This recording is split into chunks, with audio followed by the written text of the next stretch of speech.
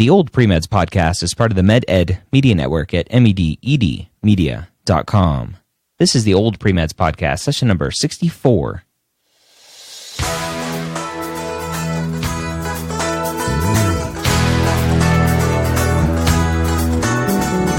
You're a non-traditional student entering the medical field on your terms. You may have had some hiccups along the way, but now you're ready to change course and go back and serve others as a physician.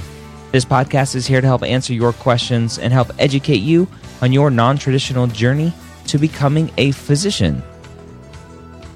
Welcome to the Old Pre-Meds podcast. My name is Dr. Ryan Gray, and I host this podcast as well as several others on the MedEd Media Network. That's mededmedia.com. A couple of examples of shows over there. We have the General Pre-Med Years, which covers everything pre-med related. We have the MCAT podcast, which is self-explanatory. We have our newest show, the Specialty Stories podcast, or the newest one that I host, the Specialty Stories podcast, where we talk to medical specialists of all fields to get an idea of why they chose their position or why they chose their specialty, what they like about it, what they don't like about it, etc. The episode for Specialty Stories that came out today, as this episode is releasing, is an episode with a physiatrist. So if you have any interest in physiatry, you can go check that out. Again, that's mededmedia.com. The Old Pre-Meds podcast, we take questions directly from the oldpremeds.org forums, which you can find at oldpremeds.org. If you don't have an account, go sign up for one. It's free, it's easy, and it's amazing. The community there is probably the best pre-med community out there.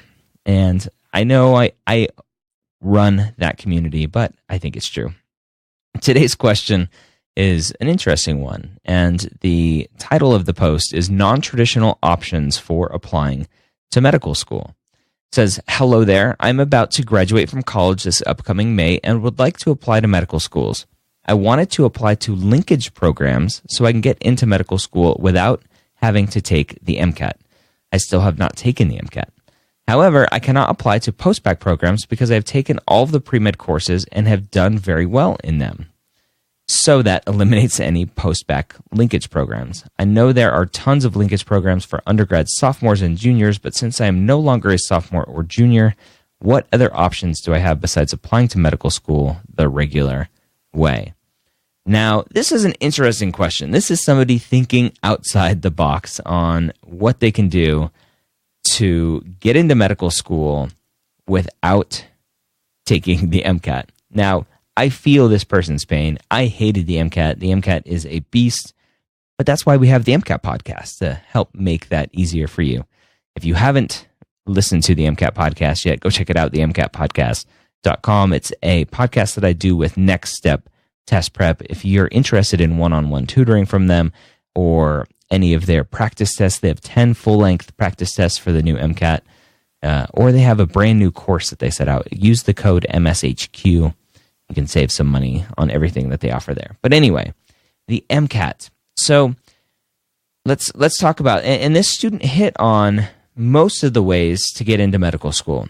So there's the quote-unquote traditional route, right? You apply kind of end of your junior year, beginning of your senior year for entrance the following year so that there's really no break between when you finish school and when you start medical school. You just have that summer off. So that normal route, you take the MCAT. There are some, and linkage probably isn't the right term to use, but it's an early acceptance for most of these programs where you apply during your sophomore or junior year, and some of them you don't have to take the MCAT. Some of them you still have to take the MCAT, but you only need a minimum score to go ahead and still be accepted into the medical school class. So there are some options and opportunities out there. And I know my undergrad institution, the University of Florida, has, I think it's called Junior Honors, where you apply as a sophomore. They look at your SATs in your first couple of years of your undergrad classes, and I think you have to take the MCAT with that one. I know a student that I helped recently get into AT Still They have a early acceptance program. She now doesn't have to take the MCAT. She got her early acceptance. I think she is a sophomore or a junior. So there are some programs out there where you don't have to take the MCAT. But if you're listening to this as a non-traditional student, those options are probably not going to be available for you. Post-bacc programs, what this student was looking for, these linkage programs through a post-bacc. Post-bacc programs are there to help increase your grades if you did poorly. If you started off and you're like, I'm going to be pre-med, and then you start off poorly and you're like, okay, never mind. But then you come back and be like, no, I really want to be a doctor. I can work harder. There are these grade enhancement or record enhancing post-bacc programs that you go and you take all of these prereqs over again. Some of those programs will have linkages to medical schools.